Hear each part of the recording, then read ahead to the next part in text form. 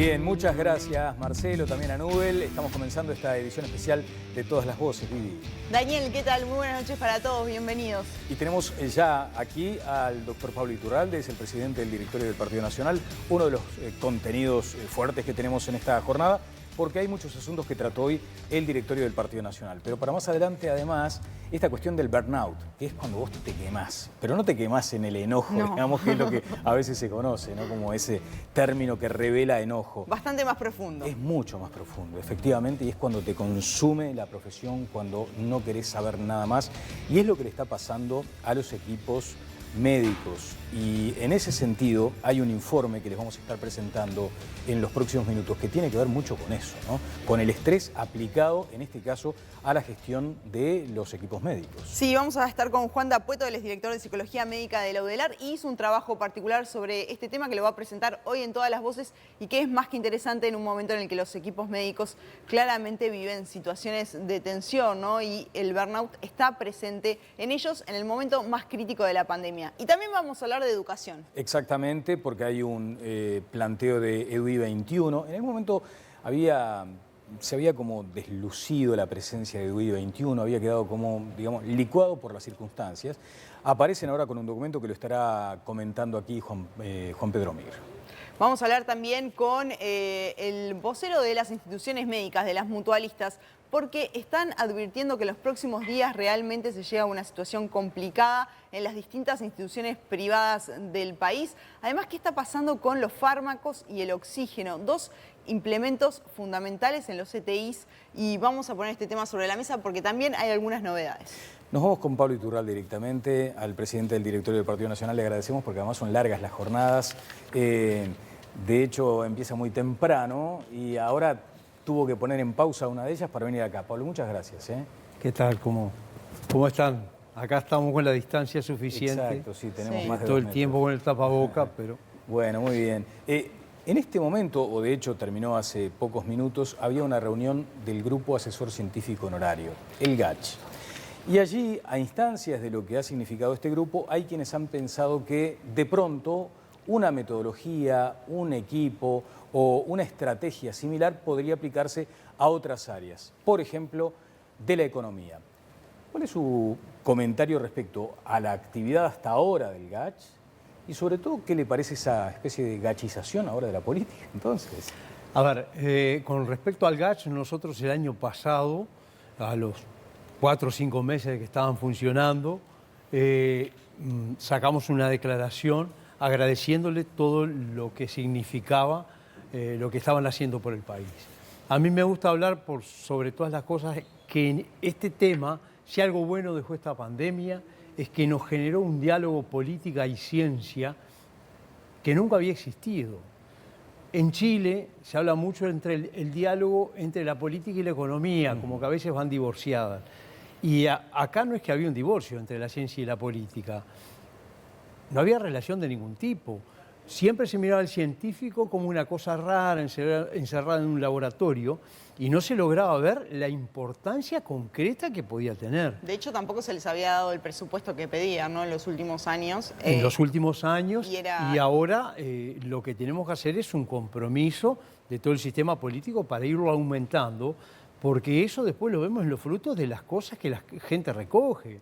Es muy importante lo que ellos están haciendo, y creo que la pandemia puso al descubierto cuál era el rol que tenían los científicos en una sociedad y generó un gran diálogo entre la política y la ciencia que creo que ha sido lo mejor. Ahora cumplen un año, ¿no? Sí, yo justamente hoy en el directorio proponía que al cumplirse un año nosotros de vuelta pusiéramos arriba de la mesa la declaración, que no fue para dárselas en la mano ni para nada, simplemente pronunciarnos de agradecimiento de toda la sociedad a la comunidad científica por todo lo que está haciendo, ¿no? Ajá. Una comunidad científica que de pronto también en las últimas horas ha reclamado que se adopten más medidas desde la política referidas a los diagnósticos que hizo la ciencia.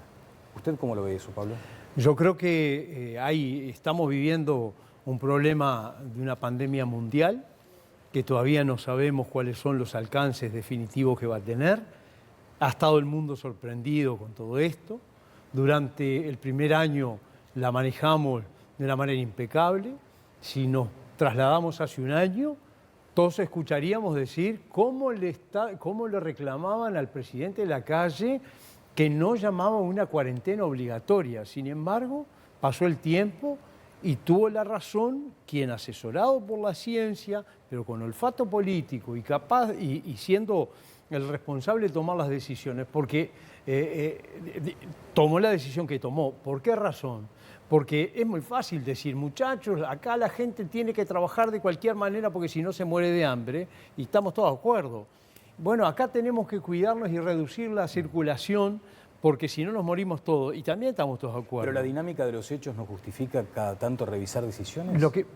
Por supuesto que sí, la revisión permanente de las decisiones tiene que ser uno de los temas que tiene que estar arriba de la mesa. Sobre todo por lo que dijo el propio presidente, ¿no? Para adelante todo lo posible, para atrás lo necesario. Todo lo necesario. Lo que pasa es que en un momento alguien tiene que decidir.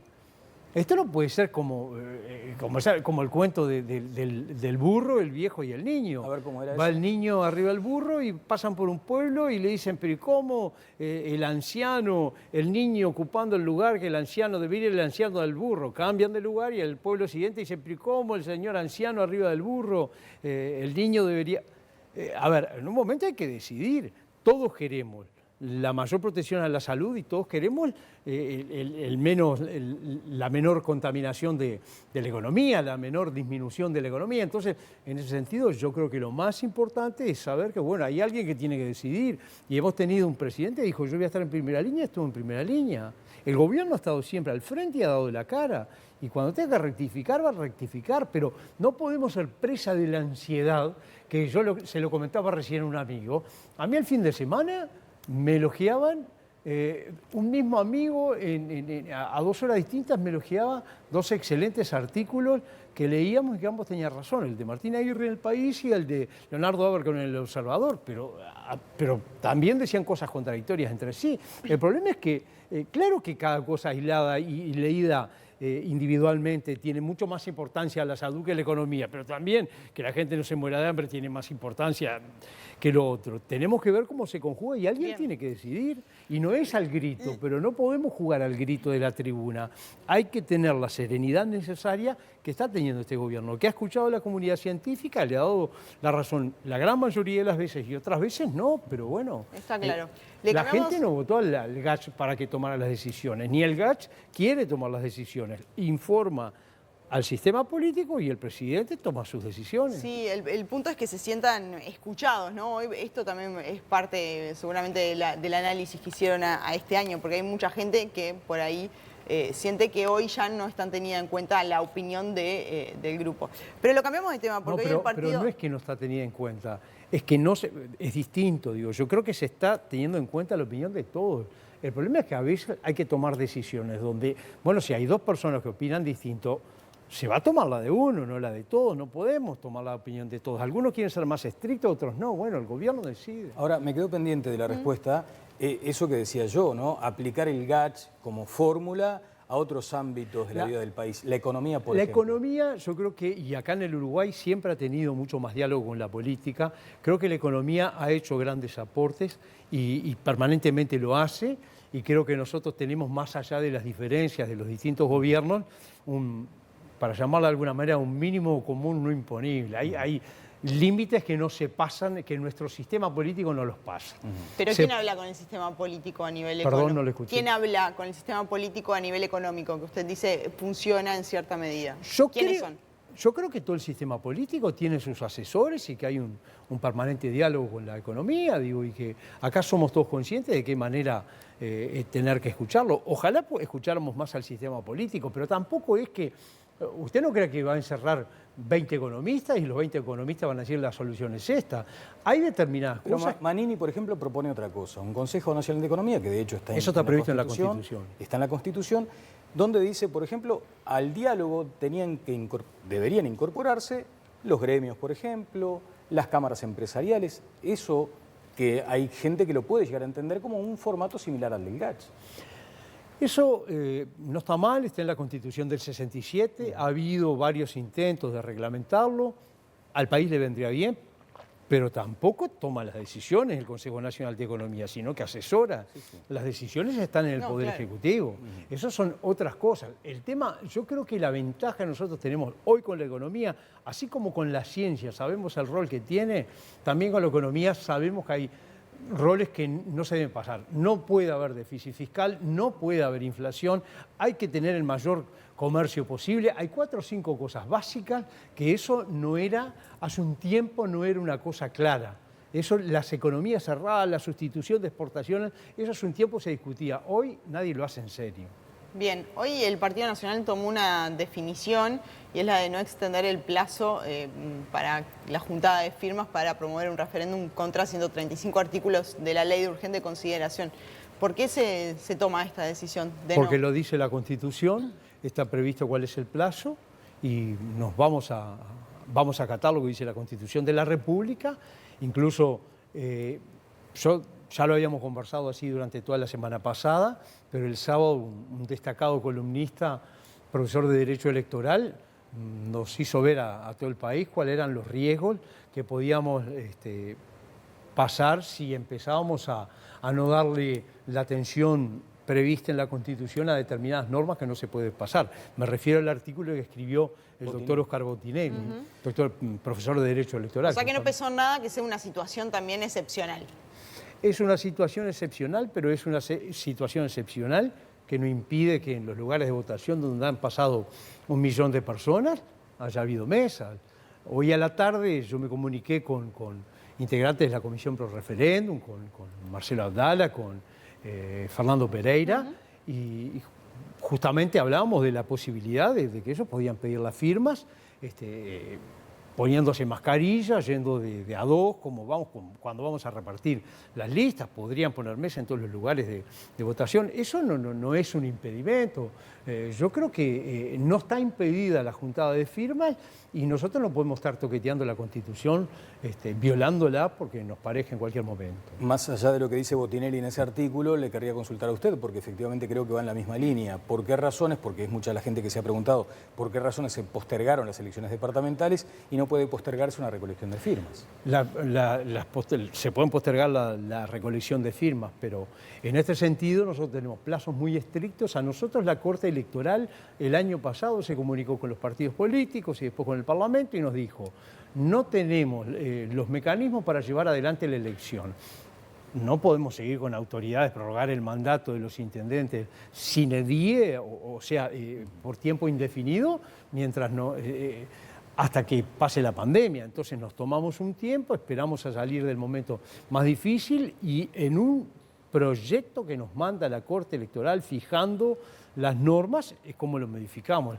Este caso creo que es bastante distinto, pero además esto no hay un impedimento para que se sigan juntando las firmas. De hecho, empezaron 5 o 6 meses después de lo que pudieron haber empezado. Claramente este tema tuvo un episodio que marca por allí en lo político en los últimos días y es las declaraciones de Rafael Michelini con respecto a que, bueno, si no había una extensión del plazo, iban a aglomerarse y eso podía terminar con algunas personas detenidas porque el gobierno, la autoridad, podía entender que efectivamente se estaba incumpliendo con una norma que se votó por la pandemia. El Frente Amplio decide sacarlo de su cargo como secretario político de la Fuerza. ¿Cómo analizó usted este episodio? A ver, yo lo analicé en lo previo, luego la decisión del Frente la respeto, hubiera sido la de sacarlo, la de mantenerlo, la respeto como la de otra fuerza. A mí me parece que el 8 de marzo se juntaron algunas decenas de miles de uruguayos en una marcha acá y a nadie se le ocurrió salir a tener líos con la policía y la policía no los enfrentó. Hoy de tarde, yo luego de hablar con los integrantes de la Comisión Pro Referéndum, hablé con el ministro Larrañaga y justamente hablábamos de la forma que se podía hacer sin violar la ley. A mí me parece que nosotros no tenemos por qué plantear el tema en que si no nos autorizan vamos a violar la Constitución, vamos a violar la ley, vamos a generar una aglomeración. Se pueden juntar firmas sin generar una aglomeración y bueno, los dichos del ex senador Michelini son dichos de él. ¿Habrá una reunión entre la comisión y el ministro Larrañaga? A mí me parece que sería muy bueno que la tuvieran y sé que Fernando Pereira y el ministro Larrañaga ambos han conversado muchísimas veces y han cambiado ideas y creo que nuestro sistema, digo, lo va a tener. Y el presidente de la República los va a recibir todas las veces que quieran. Así ha hecho con todo el mundo, luego de una sequía medio larga de tener reuniones con el presidente, con los presidentes fácilmente, ¿no? Digo, venimos de un periodo donde es bastante más fácil ahora. Iturralde, hace una semana aquí mismo en Todas las Voces se anticipaba el voto positivo del Partido Nacional a integrar esa comisión en el Parlamento de seguimiento a la pandemia. Y después, como lamentablemente últimamente estamos en esa cuestión media como de enfrentamiento deportivo, ¿no? de clásico y de barra brava, hay quienes entendieron que esto era una tremenda derrota del Partido Nacional porque fue ceder a una posición que no debería haber sucedido así. Nosotros en la declaración del directorio de hoy, cuando decimos que la Constitución no prevé ampliar el plazo, decimos que es muy positivo el diálogo entre todos los partidos políticos y los actores sociales. Para mí es una gran cosa que mañana comience una comisión en el Parlamento donde están todos los partidos políticos. Yo lo escuché, Daniel, a usted la semana pasada con el diputado Goñi, con el de mi coterráneo, el diputado Frati, en una nota excelente que muestra que el sistema político tiene que estar a la altura de... Pero no firmaron, ¿se da cuenta? No lo Aparecieron firmaron, en la tele diciendo, no vamos a ponernos de acuerdo, está muy bien, pero después cuando fueron a las bancadas no recogieron las firmas necesarias. Pero que fue un poco por parte de todo ese tema, porque a veces nosotros nos encontramos con gente que quiere dialogar, pero después al otro día se pide la renuncia del ministro de Salud, al otro día se pide interpelar al ministro de Economía, al otro día se dice el Poder Ejecutivo está ausente. A ver, por eso es que lo veíamos en un medio internacional el otro día, la pregunta de cuál es el Frente Amplio, quién es el Frente Amplio hoy. Nosotros lo que queremos es tener un diálogo sacando lo mejor de todos nosotros. El sistema político necesita darle señales a la gente y de toda la gente. En esto no podemos plantearnos en que nosotros estamos bien y los demás no. Acá tenemos que jugar todos juntos pensando de qué manera le damos una señal a la gente que no quiere estos enfrentamientos entre... Hoy también tuvo una reunión con el canciller Francisco Bustillo, que se reunió con los distintos líderes que integran la coalición de gobierno. ¿Qué le transmitió en cuanto a la política exterior que piensa llevar adelante para Uruguay en los próximos años? Hoy a la mañana me llamó el canciller y quedó que me llamaba a la tarde, que había pensado hacer una ronda con todos los partidos, con los presidentes de todos los partidos políticos para conversar de cómo están manejando el área internacional.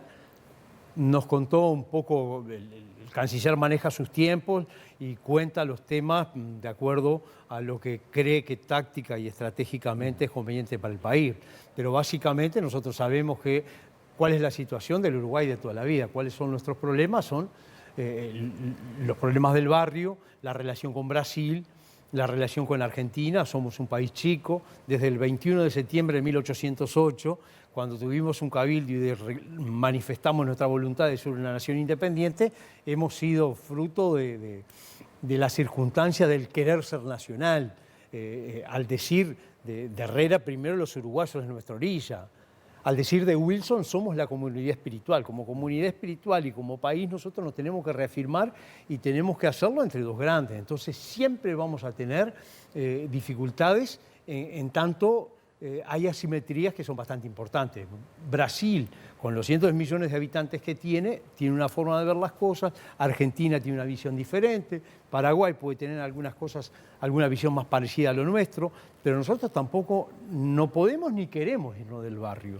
Por eso tenemos que tratar de buscar de qué manera hacemos algo que para mí ha estado muy bien hecho en este periodo, que es poner arriba de la mesa algo que desde los tiempos de Jorge Valle estaba planteado y que durante los distintos gobiernos del Frente Amplio también estuvo planteado. Nosotros creemos que hay que flexibilizar el Mercosur, que hay que buscar la manera de permitir que quienes no quieren comercio abierto con el mundo, porque decir comercio abierto con el mundo es decir más trabajo para nuestra gente, mayor riqueza para el país, mejor forma de vivir de nuestros ciudadanos.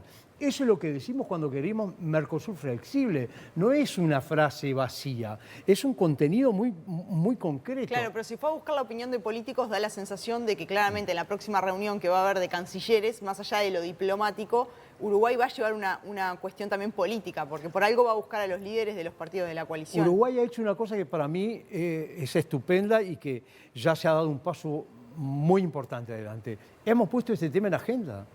Hasta ahora el tema de la discusión 32, si era obligatorio o no era, y que si está internalizada, si después fue un acuerdo, la decisión 32 es la que el Mercosur debería negociar en bloque y firmada por los presidentes, pero que eso luego nunca fue votado como ley nacional y por consiguiente muchos entienden que no está vigente. Pero todo ese tema de flexibilizar el Mercosur, de marcarle distintas velocidades, como dice nuestro presidente, de darle efecto suspensivo en algún sentido, como dice el presidente Larrañaga, el presidente Sanguinetti. Todas esas cosas son parte de un mismo tema. Poner arriba de la mesa nuestra inserción internacional, que es la esencia del Uruguay desde su propio nacimiento. Yo creo que está arriba de la mesa. Yo creo que con eso ya hemos hecho bastante, ya lo estamos discutiendo. Pero con eso no cambian las cosas. Bueno, pero no ponerlas arriba de la mesa y que no esté en agenda nos deja un poco más lejos. Ya cuando estén en agenda, por lo menos estamos avanzando. Nosotros no podemos llegar y darle la orden a Cancillería, a Itamaraty de cómo tiene que actuar, ni podemos cruzar a la Cancillería argentina y decirles actúen de tal o cual manera. Son países grandes, importantes, de mucho peso. Nosotros podemos dar nuestro... El punto es cómo se para Uruguay frente a eso. Uruguay se para como un país moderno y civilizado. Ha ganado un nombre en el mundo a lo largo de la historia y estos últimos años se ha venido reafirmando como un rol protagónico importante a nivel internacional y eso lo tiene que seguir llevando adelante. ¿Cómo? Poniendo este tema arriba de la mesa. Nosotros no podemos llevar una mesa y decir, vótese, estamos de acuerdo y si no nos vamos, ¿y qué hacemos? No nos podemos ir ni del barrio, tenemos que atender, precisamos todo el Mercosur para tratar de negociar todos juntos con China, lo precisamos para tratar con la Unión Europea, no somos, quizás como mercado mismo tampoco somos muy atractivos para hacerlo individualmente. Bueno, uno de los grandes dilemas que tenía el Frente Amplio durante su periodo de gobierno es el vínculo entre la fuerza política, el partido político y el partido en el gobierno. Aquí está el presidente del directorio del Partido Nacional, que seguramente tendrá como partido las apetencias o los objetivos legítimos de renovar el mandato, porque si no, de pronto serían simplemente 5 años de presidencia de un representante del Partido Nacional y poco más que eso. ¿Cómo se considera internamente, ya que se le escapó eso del presidente Larrañaga, que está citado, por ejemplo, en una entrevista que le hicieron este fin de semana a Pancho Bernaza, y allí decía más o menos cada una de las proyecciones. Él advertía que Larrañaga, creo que habla algo así como tiene la cara muy cortada por las derrotas. ¿Cómo ve esa interna usted? Yo tenía ganas de hablar de la renuncia fiscal que hizo el gobierno hoy con el no aumento de... Pero hablé, ¿sabe con quién? Ni más ni menos que con la ministra Arbeleche. Así que como la gente sigue en Telenoche y en todas las voces, ya quedó aclaradísimo. Unos cuantos millones de dólares. 30. Pero lo que pasa, nosotros tratamos hoy el tema de la próxima convención. Yo hoy soy presidente y naturalmente... ¿Pero usted quiere que el próximo presidente de la República sea blanco? Bueno, por supuesto. Que sea de la coalición. Empecemos porque sea de la coalición y que sea del Partido Nacional. Pero yo creo, nosotros hoy hablamos en el directorio de ese tema y nos pareció que hoy estar hablando de cuándo va a ser la convención, cuáles son los criterios, sería muy frívolo. La gente está viviendo otra cosa. ¿La postergaron la convención? La convención quedó postergada por la vía, la postergamos hace 15 días atrás, tomamos la decisión de que quedaba postergada y ahora no vamos a discutir el tema cuando lo hacemos hasta que nos parezca un momento oportuno. Está viviendo el Uruguay problemas demasiado importantes y nos parece que nos tenemos que abocar de lleno a los otros problemas. No estamos viviendo, son tiempos en lo partidario, de sencillar y esperar que aclare. No son tiempos de hablar de temas políticos. Para lo que sí para nosotros es muy importante que el Partido Nacional tenga un rol que no se deje tragar por el gobierno. Como lo decía el presidente Lacalle Pou, que el gobierno no se trague al partido. Es muy importante y para eso nosotros tenemos que preparar nuevas generaciones para que se vayan formando para gobernar. Para eso tenemos que consolidar la coalición que estamos gobernando. La coalición ha venido para quedarse. Yo no tengo dudas de eso. Nosotros tenemos que reformatearnos totalmente en ese sentido. Hoy viene otro pleito, es un pleito distinto, es otro tiempo absolutamente diferente y nosotros tenemos que pensar de qué manera comunicamos, de qué manera estudiamos la comunicación de las cosas que queremos hacer, cómo preparamos a la gente joven para gobernar más adelante, cómo nos posicionamos en el tiempo, pero hoy es apoyar al gobierno. Claro, igual también en esa entrevista de Pancho Barnaza quedaba claro que los liderazgos hay que trabajarlos, ¿no? Y que muchas veces se llegó tarde a trabajar esos liderazgos. Por ejemplo, claramente la coalición trabajó mucho para la elección nacional, pero en su momento no trabajó para las departamentales, ¿no? Y eso se notó en Montevideo, en Canelones, en algunos departamentos en particulares. Entonces, y hay partidos de la coalición además que tienen sus liderazgos complicados. Mire, incluido el Partido Nacional también. A ver, nosotros hoy, otro de los temas que tuvimos en el directorio de hoy fue recibir a Laura Raffo, que apuramos para elegirla en diciembre, presidente de la departamental,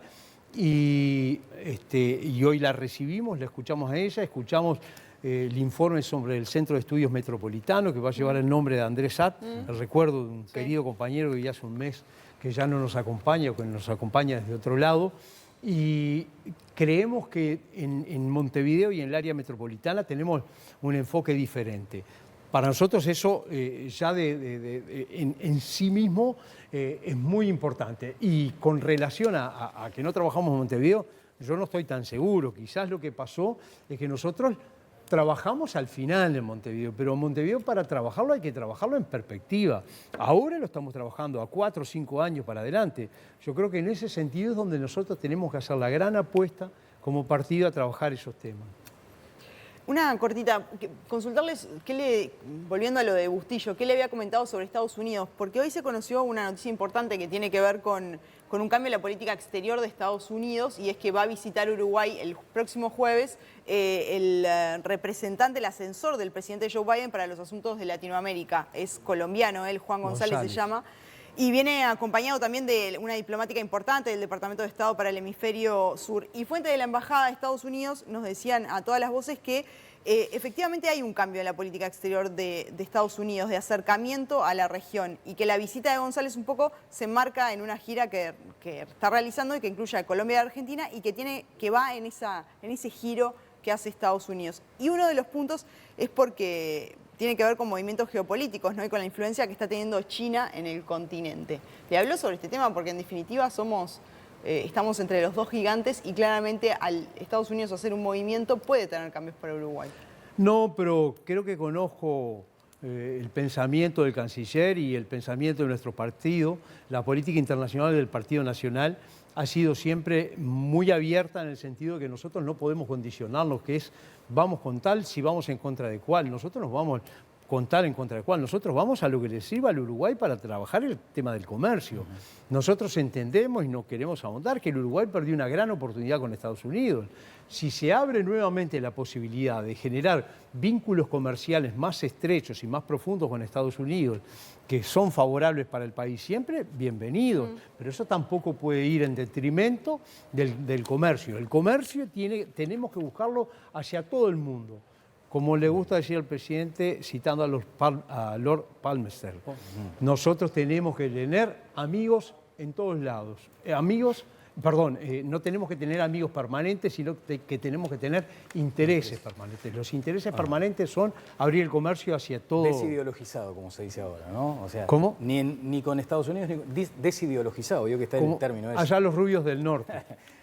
Como la maldición de Malí. Bueno, muchas gracias, presidente. No, muchas gracias. Tengo una información. ¿Se reúne esta semana con el presidente de la calle? ¿Yo? Sí. No, todavía no sé. Lo van a llamar. Prende el teléfono. Prende el teléfono. Llamado de teléfono. Exactamente. Gracias. El presidente del directorio del Partido Nacional, Pablo Iturralde. Tenemos un consejo breve.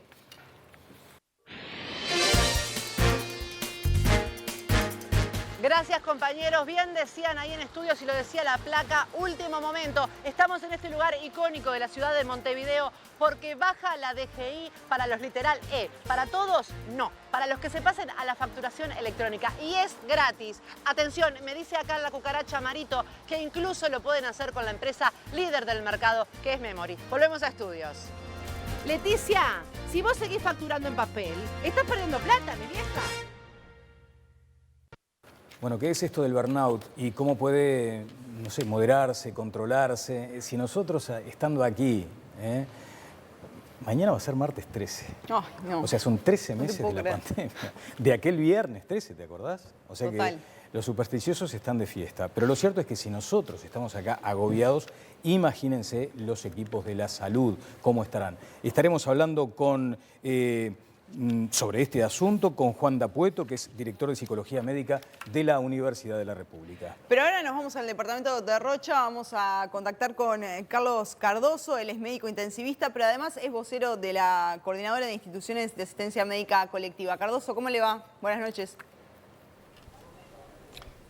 ¿Qué tal? Buenas noches, ¿cómo andan ustedes? Bien.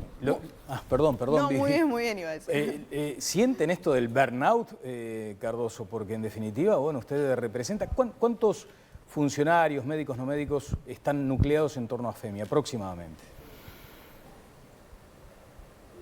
¿En torno a qué, perdone, que no les sentí ahí? No, ¿cuánto personal, la Federación Médica del Interior, a cuánta gente reúne? Médicos, no médicos, administrativos...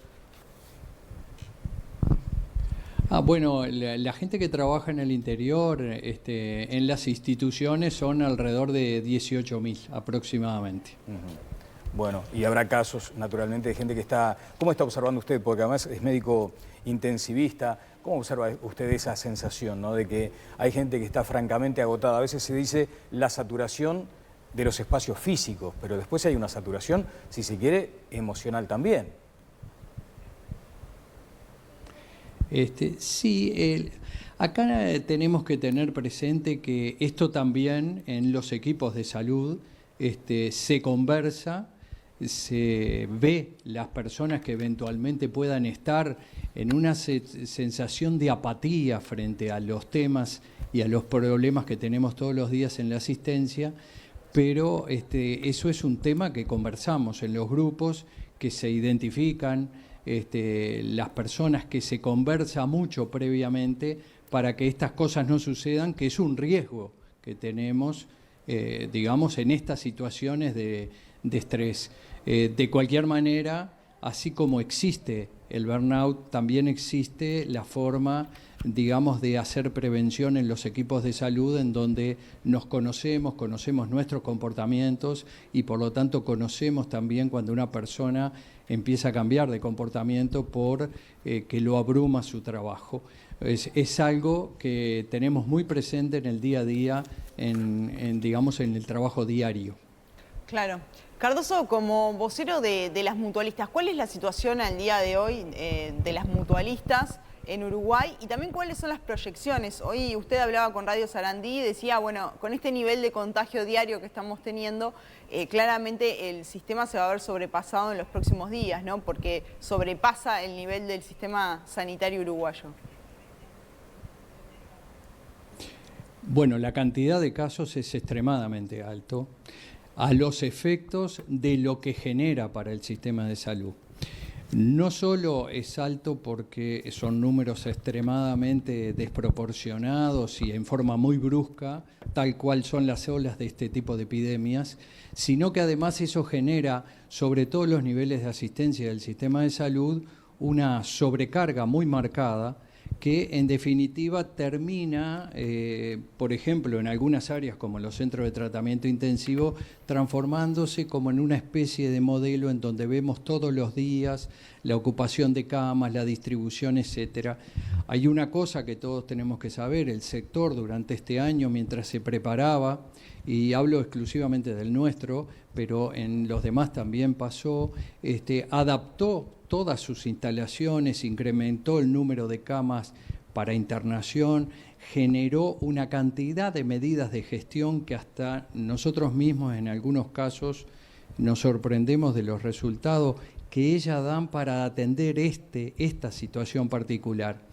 Entonces, si aumentamos un 35% la capacidad de camas, entre 30 y 35% en el tercer nivel de asistencia, eso se ve reflejado en estos momentos en que hayamos sido capaces hasta hoy de atender este nivel de demanda sin más sobresaltos que gestionar todos los días los problemas y solucionarlos, pero solucionábamos, como decimos hoy, el problema con este nivel de, digamos que en este escalón, y mañana o dentro de un rato tenemos que solucionar otro en el escalón siguiente. Y digamos, así es como se van subsanando y solucionando los problemas para que no falte asistencia para la gente. Y eso es el objetivo y nuestro trabajo. Nada es ilimitado, pero estamos haciendo las cosas para que sea lo más lejos posible y además, si eventualmente podemos, tratar de que no pase ninguna de esas situaciones que no queremos. Y allí hay un elemento asociado, un medicamento asociado y tiene que ver con el oxígeno. El Ministerio de Salud Pública le ha pedido a los médicos cuidar el gasto en oxígeno ante el aumento de personas contagiadas. Esto fue una nota firmada por el director de la JUNASA, Miguel Asqueta. También allí se menciona la eventualidad de que empiecen a faltar medicamentos. Desde ese punto de vista, ¿cómo se está observando la situación en el interior? Bueno, nosotros estamos trabajando, toda la coordinadora de instituciones de asistencia médica colectiva con el Ministerio de Salud Pública desde hace varias semanas en la parte de aprovisionamiento, en la parte de medicamentos de uso para esta patología y a su vez en la última semana también en el tema de oxígeno, en el que, como digamos ya es conocido, el Ministerio de Salud Pública autorizó, el Poder Ejecutivo autorizó el ingreso de unos técnicos que van a habilitar una planta que estaba en desuso en Uruguay para la producción de oxígeno líquido, que en estos momentos con consumos que van a las 3 a 4 veces del consumo normal que se genera para este periodo, obviamente la producción habitual no alcanza para esto.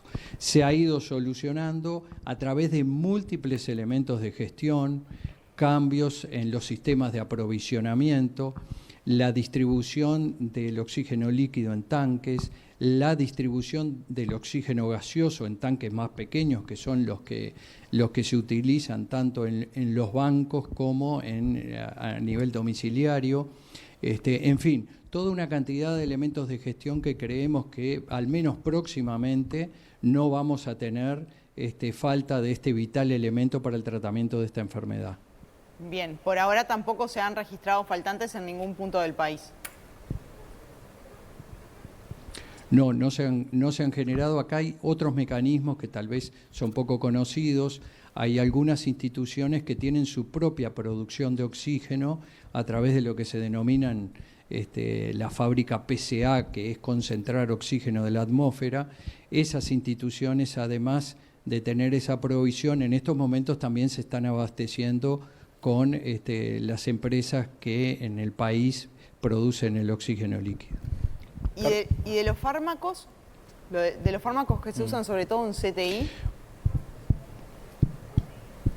Bueno, de los 10 fármacos que se está llevando un control riguroso, no solo de stock, sino de aprovisionamiento, en estos momentos solo hay uno solo que tiene un problema de producción mundial por un tema de insumos de ese medicamento, pero es sustituible por otros, que es una cuestión de gestionar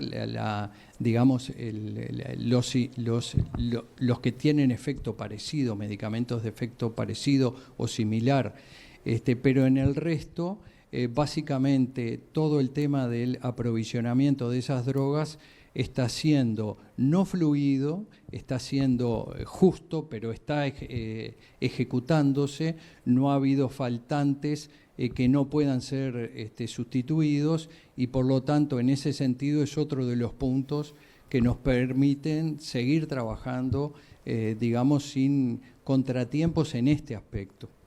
Bien, Cardoso, se alude permanentemente a esto de que nos pasó la ola, nos tapó la ola, hablando de esta circunstancia tan delicada que está viviendo el país. Y allí lo que sucede cuando nos tapa la ola es que aquellas enfermedades que persisten, que están allí, no son debidamente atendidas por las propias circunstancias. La Federación Médica, en un momento la coordinadora de mutualistas, había planteado la necesidad de volver a lo presencial. Hoy el escenario cambió. ¿Cómo están observando ustedes ese tema? El escenario realmente cambió desde el 16 de febrero en adelante con el repique de la ola. Evidentemente esto es una situación totalmente distinta a aquel momento, a tal punto que los planes de normalización a presentar en la Junta Nacional de Salud, que se iban a realizar primero a fines de marzo, después el 9 de abril, han pasado para un momento en que se pueda planificar mejor y además se evalúe mejor efectivamente en cada institución qué es lo que eventualmente tiene un nivel de retraso que hace que rápidamente o en el menor tiempo posible haya que ponerse al día. De cualquier manera, los trabajos que realizan las direcciones técnicas en conocimiento de esto ya desde hace algún tiempo nos ha permitido tener una evaluación bastante precisa en muchos aspectos. En los aspectos que tienen que ver con el control de las enfermedades crónicas no transmisibles, en el aspecto que tiene que ver con la cirugía coordinada que se ha diferido y en los aspectos que tienen que ver con el despistaje precoz del cáncer, de aquellos cánceres que se despistan precozmente por distintas técnicas diagnósticas.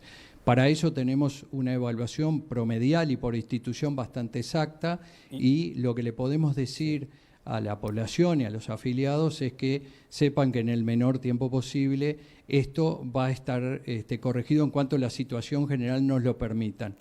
Mientras tanto, y ustedes disculpen, pero yo tengo que volver a esto, por favor, le pedimos a la gente que se vacunen. Las vacunas no solo son seguras, tenemos disponibilidad por suerte, pero además de ello es la forma de salir de estas epidemias que tienen contagio a través de la vía aérea entre humano y humano. Bien, me quedaba, porque a veces los números hablan por sí solos, ¿no? Cirugías coordinadas, por ejemplo, para ir apenas a un ítem de lo que usted mencionaba, ¿cuántas se han acumulado, digamos, en este periodo? Bueno, se ha hablado de un número, nosotros podemos decir que en nuestro sector, en el sector de las instituciones de asistencia médica colectiva, aproximadamente a esta altura, después de pasado el tiempo de la última evaluación, que es un mes y algo más, nosotros estamos en aproximadamente entre 18 a 20.000 cirugías coordinadas diferibles que por distintas razones, ya sean por razones de cumplimiento de aforos y medidas de seguridad o por voluntad de las propias personas que deciden diferir el tratamiento de la patología que poseen por las circunstancias actuales, son entre ese número, aproximadamente entre 18 y 20.000 en un año.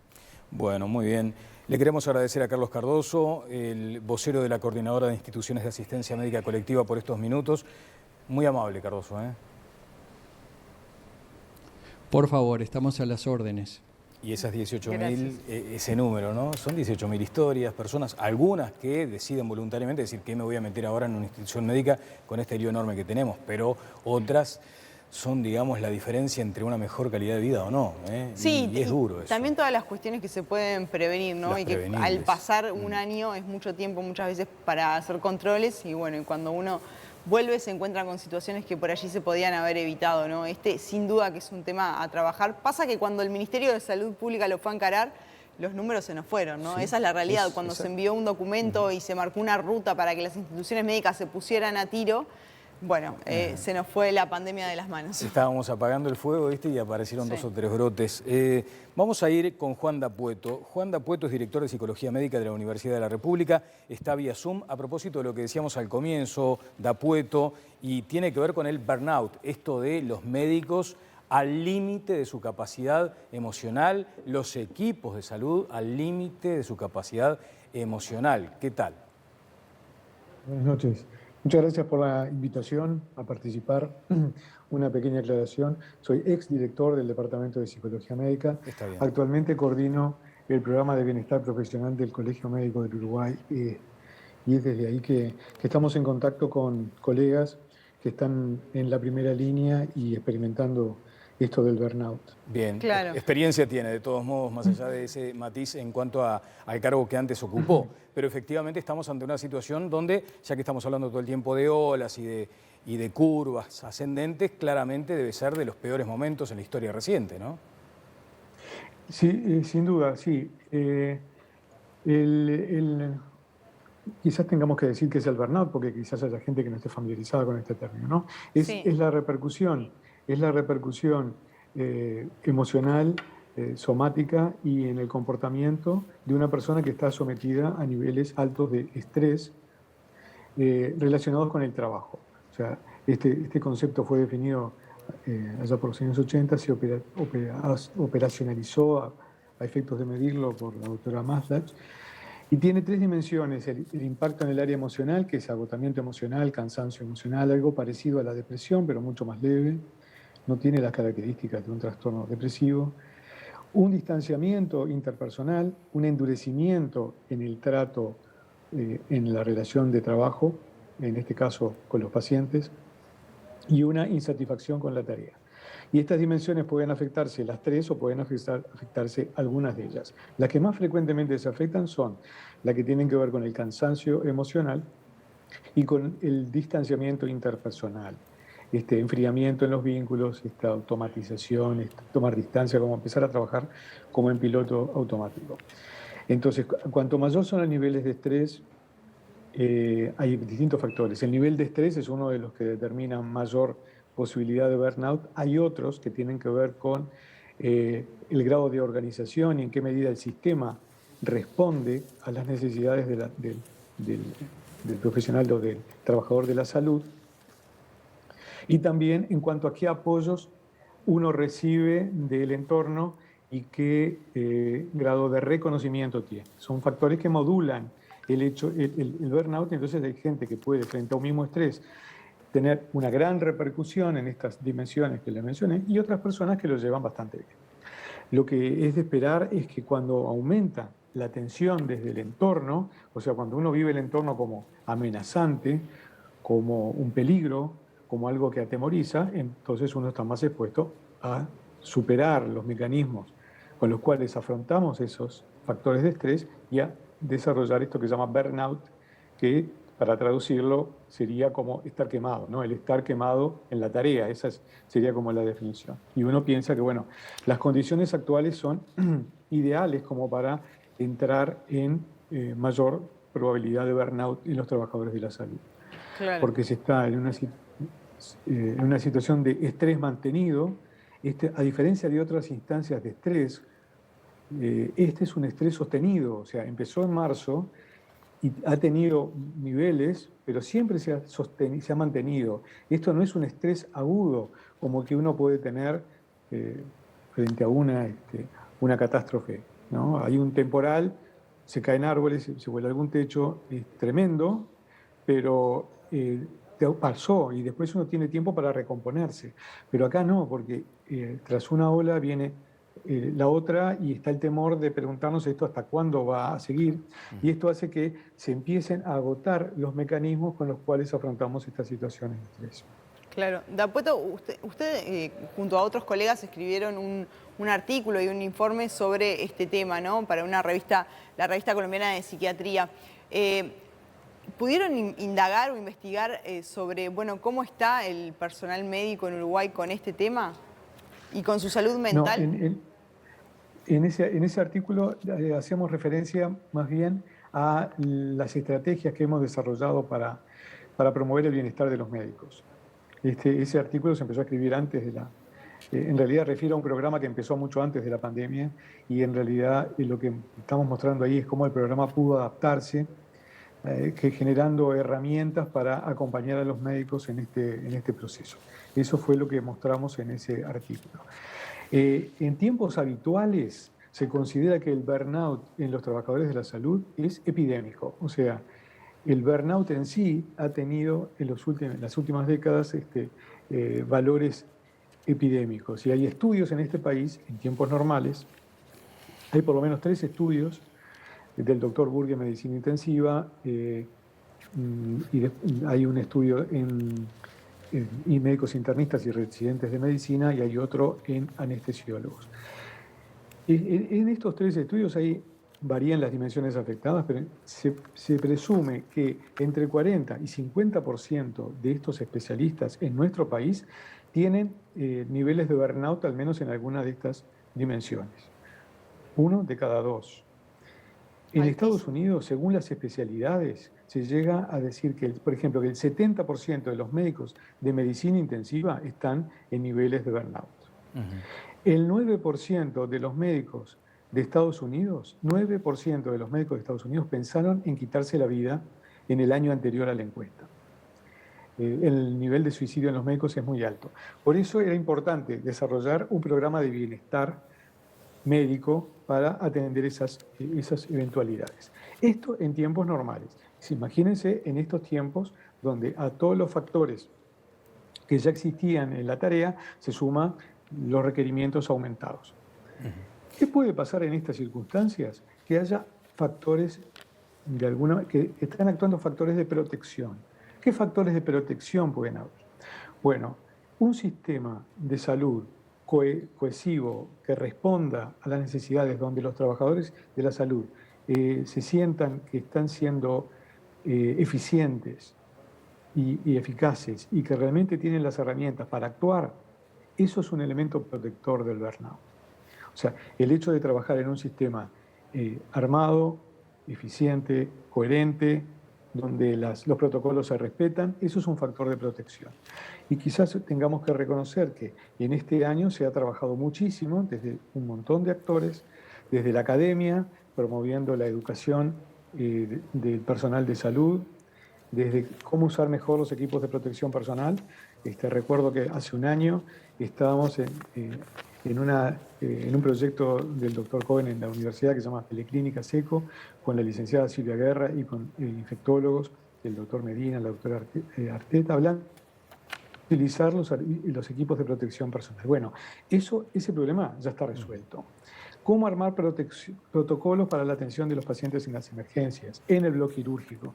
Todos esos elementos de organización de los servicios son muy importantes.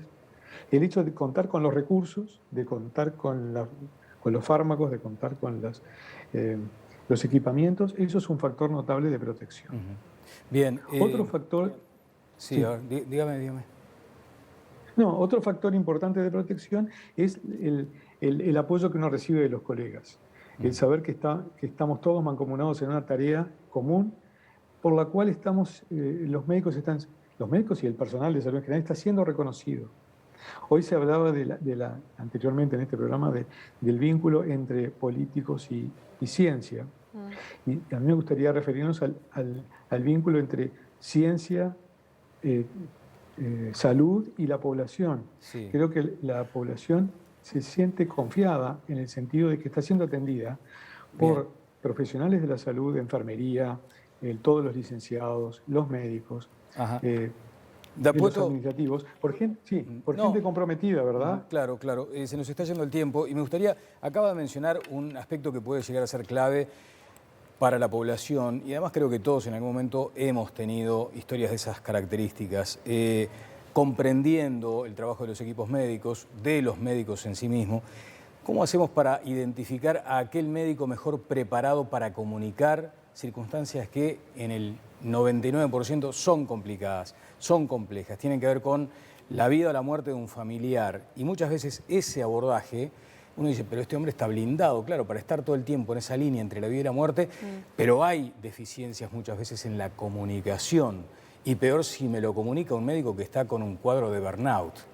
Como habíamos dicho al comienzo del programa, es estar quemado, es no querer saber nada más con nada. ¿Cómo hacemos para entrenarlos a los médicos y que se humanice? Creo que lo decía Díaz Berenguer en un libro, que se humanice la práctica de la medicina y la comunicación. Bueno, a lo que yo iba es que creo que todo el personal de salud ha demostrado en esta pandemia el compromiso, el respeto por las personas, el trato humanizado. Creo que se ha dado muestras suficientes de que se es capaz de dar un trato humanizado aún en las peores circunstancias de estrés y de desgaste. Bien, podemos ¿Cómo preparar mejor? Siempre se puede preparar mejor. La Facultad de Medicina viene trabajando en habilidades comunicacionales de los médicos desde hace muchos años. Y hay una cosa que usted señaló que es muy importante. La principal herramienta es el médico. El médico y los profesionales de la salud son la principal herramienta. Si el médico está discapacitado, si el personal de salud tiene algún elemento de malestar emocional, sin duda se afecta el desempeño. tenemos que cuidar a los médicos y tenemos que cuidar al personal de salud. Sí, sobre todo esa segunda dimensión, ¿no?, que usted mencionaba, el endurecimiento en el trato. Bueno, doctor Dapueto, ha sido muy amable, muchas gracias. Muchas gracias. Bueno, allí estaba con nosotros este médico experto, además, en lo que significa eso que decíamos, ¿no? Los médicos sometidos, los equipos de salud sometidos a este estrés, y tenemos noticias que no son nada gratas. Sí, porque nada acaba de gratas. salir el reporte, de hecho, claro, antes lo dábamos en Telenoche, ahora está llegando sobre esta hora y bueno, según el reporte del día de hoy se llevaron a cabo 12.990 análisis, se detectaron 2.564 nuevos casos de coronavirus, 1.251 aquí en Montevideo, 307 en Canelones, 113 en Artigas, 95 en Cerro Largo, 89 en Colonia, 89 también en San José. Hay en todo el país, obviamente, y además se registraron en el día de hoy 71 fallecimientos con diagnóstico de COVID-19. Hasta el momento van 1.533 defunciones. Y casi 500 personas internadas en cuidados intensivos. 32.515 casos activos. Sí, y Cifras después, por ejemplo, complicadas, ¿no? sí, y después está esa aclaración, ¿no?, respecto a que se van acumulando, de acuerdo a los momentos de cierres, se van acumulando de pronto casos de días anteriores. Lo más importante es eso, ¿no?, 71 personas fallecidas y casi 500 en CTI. Bueno, seguimos avanzando aquí en esta edición especial de Todas las Voces. Vamos a hablar ahora de la educación, en este marco, además de la pandemia, ¿no? Escuchaba al ministro de Cultura ya hace bastante tiempo, digamos casi un año también, decir: ojalá que no tengamos que describir a esta generación como la generación coronavirus o la generación COVID, porque los chiquilines realmente la están pasando mal en estas circunstancias. Sí, está claro que hay que pensar el 2021, pero también el 2022 y el 2023, ¿no? Claro. Porque que va a haber rezago, que ya había rezago y que ese rezago se va a profundizar, es un hecho. El punto es qué hacer con eso, ¿no?, y cómo solucionarlo en los próximos años. Y EDUI21 emitió un comunicado en las últimas horas. Estamos con Juan Pedro Mir, que es integrante de EDUI21 y que hace una serie de propuestas, ¿no?, justamente pensando en lo que vendrá. Juan Pedro, ¿cómo estás? Buenas noches. Hola, buenas noches. Gracias por recibirnos y abrirnos la puerta de su casa. Contémosle a los televidentes, lo más brevemente posible, el espíritu de este documento de EDUI21, ¿no?, que plantea, bueno, algunos pasos a dar y le da sugerencias a las autoridades educativas de, bueno, por dónde puede ir el camino, ¿no?, en un escenario que claramente es complicado porque la educación vuelve a estar en virtualidad en un 100%. Nosotros cuando redactamos ese texto tenemos tres elementos. El primero es el reconocer la situación de conflicto, la situación de problemas que enfrenta la educación en pandemia, que marca un antes y un después. Hay un problema sanitario que desemboca en un problema educativo y que por lo tanto asumir esa situación implica asumir la complejidad de que el sistema educativo tal cual lo conocimos antes del 2020 ni hoy, ni a breve espacio, ni a mediano tiempo va a volver a ser igual. En ese sentido hicimos una serie de ideas, no recomendaciones a las autoridades, sino entre un equipo de trabajo, como parte de la sociedad civil, una serie de ideas que tienen que ver con cómo optimizar y no olvidar sobre todo las transformaciones estructurales que el sistema se debe hacer. Es estamos en una situación de CTI educativo, pero no nos podemos olvidar también de las transformaciones estructurales del sistema que están en el libro abierto y en las cuales volvemos a insistir porque nos parece que sea la mirada a largo plazo.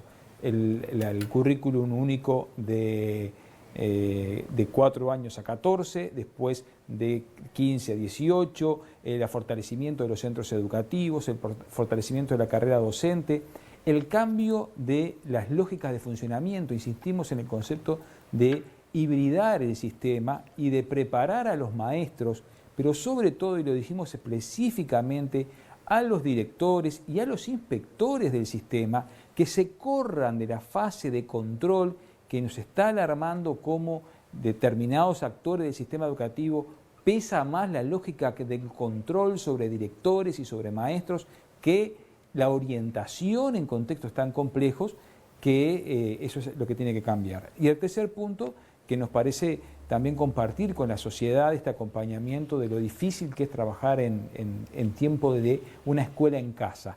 Difícil para las familias porque se agrandan las brechas sociales, pero muy difícil para los docentes que están mostrándose como verdaderos, en el caso del magisterio, verdaderas titanes en cuanto a poder resolver ante el problema. Sí. Es un poco el espíritu del comunicado. Volviendo un poco sobre el concepto del burnout, también le pasa a los docentes en estas circunstancias y sobre todo a los chiquilines, porque allí quienes tenemos experiencias cercanas están también quemadísimos, es tremendo, Totalmente. es tremendo lo que está pasando.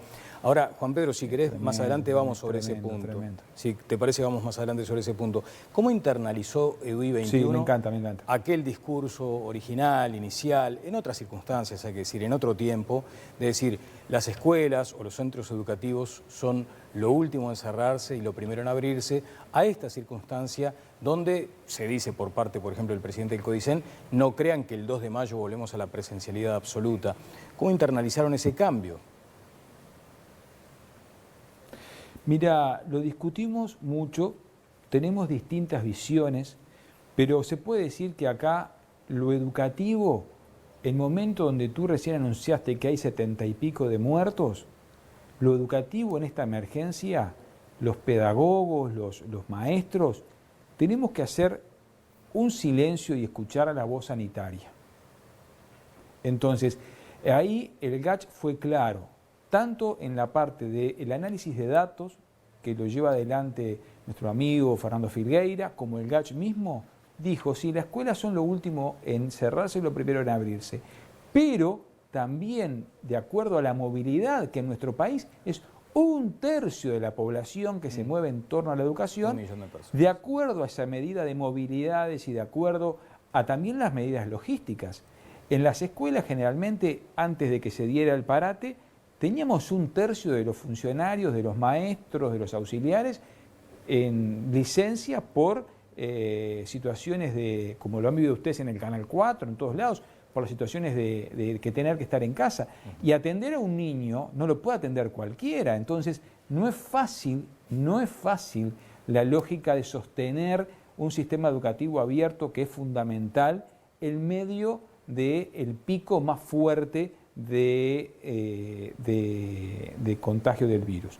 El desafío, Daniel, es cómo hacemos educación, tanto sea nosotros como educadores, hacia los padres, para no presionar a los niños, sino pedirles que se reaccione de la misma manera en casa vía una plataforma que lo que el sistema enseñaba en la escuela.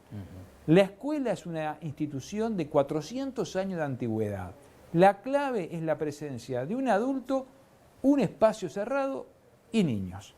De Convenio para acá, esa es la historia de la escuela. Hoy la escuela tiene que reconfigurarse en el hogar. Y es un desafío fantástico desde el punto de vista profesional, que decir, ¿puede enseñar lo mismo? De ninguna manera. ¿Puede enseñar a los mismos ritmos? De ninguna manera. ¿Puede enseñar con los mismos contenidos? De ninguna manera. Y ahí está el desafío fantástico que hoy creemos que maestras y profesoras están llevando adelante de la mejor manera posible, pero hay que trabajar mucho. Estar muy cerca de los padres, que los padres no se agoten, que entiendan que los padres tienen que acompañar al maestro y no sufrir porque el niño no reproduce las propias lógicas de la escuela en la casa. Creo que es parte del desafío. Hoy había una foto en Twitter que vale la pena destacar y era un niño de 33, no me quiero equivocar el departamento, pero de túnica monia frente a la computadora, conectado con su clase, ¿no? Y esas imágenes valen la pena también. ¿Crees que la virtualidad va a lograr insertarse en el sistema educativo uruguayo o también vamos a quedar con un poco de burnout en este sentido y cada vez que nos hablen de virtualidad vamos a pensar en este momento y no lo vamos a poder internalizar, ¿no? Yo creo que hoy internalizamos la virtualidad con pandemia y sin pandemia, o el sistema educativo uruguayo sigue con los cánones del siglo XX. Entonces, tenemos Plan Ceibal desde el 2008. Nos costó muchísimo introducir la lógica digital en el sistema actual. No podemos retroceder. Lo que se avance en plataformas, en formación, en la exploración de búsqueda de nuevos contenidos, en la ejercitación que se hace fuera del horario escolar, en la comunicación entre las comunidades educativas por vía de las distintas plataformas, todo eso es tiempo ganado al futuro que está ahí acá a la vuelta.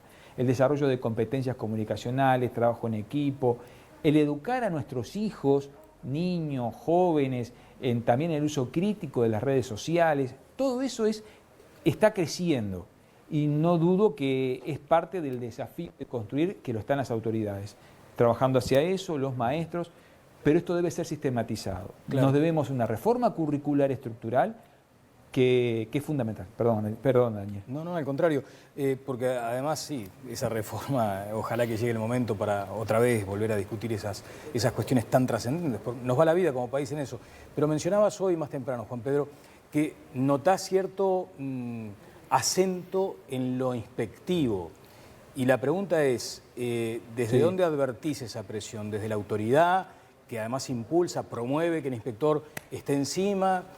¿Habría que aflojar un poco esas perillas? Mira, uno forma parte del sistema educativo. El sistema educativo tiene una lógica de control que en nuestro país es centenaria.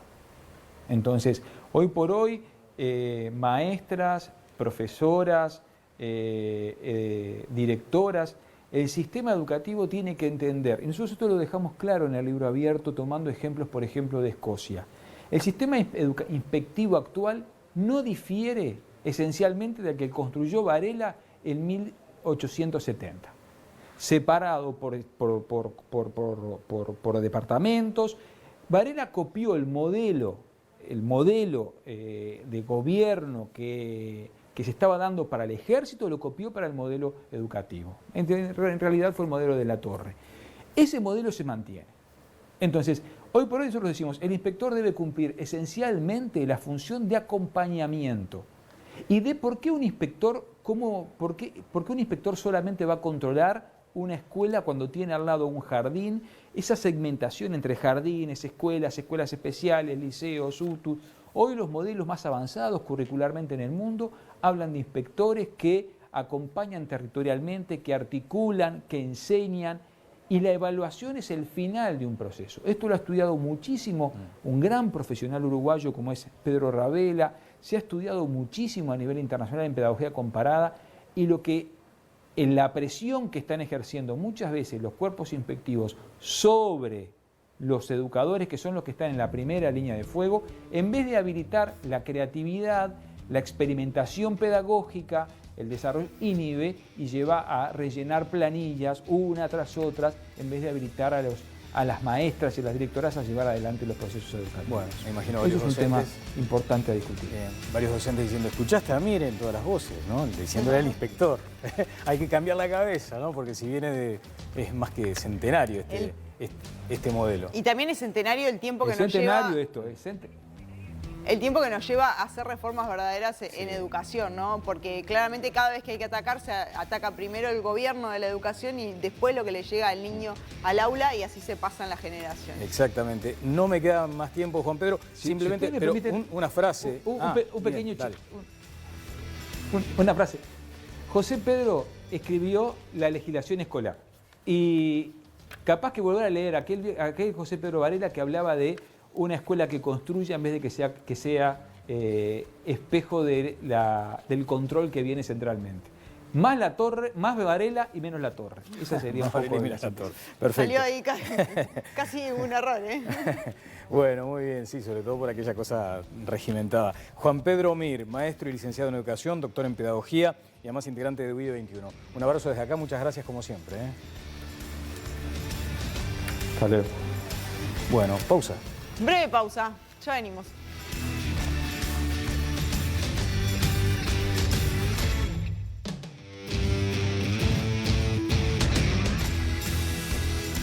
Bueno, ya estamos casi en el cierre para repasar estas cifras que se dieron a conocer hace minutos sobre la pandemia aquí en Uruguay. Vivi. Sí, les decíamos que hoy se hicieron 12.990 test, se detectaron 2.564 nuevos casos de COVID-19, se registraron 71 fallecimientos. Esta cifra yo creo que es la más alta, ¿no? de los últimos días, es muy elevada. Hay al día de hoy 32.515 casos activos, 494 están en cuidados intensivos. Este es el último reporte del Sistema Nacional de Emergencias. Y mañana será un día importante porque va el ministro de Salud Pública, Daniel Salinas, al Parlamento. Exactamente. Y si me permiten anticipar, mañana en Telenoche estará con nosotros el doctor Henry Cohen, que es el coordinador médico del Grupo Asesor Científico Honorario. El grupo estuvo reunido hoy vía Zoom, y allí hubo también algunas resoluciones. Lo tendremos mañana a Cohen en Telenoche. Llegamos al final de Todas las Voces Especiales, así que nos reencontramos el próximo lunes. Que descansen. Que pasen muy bien.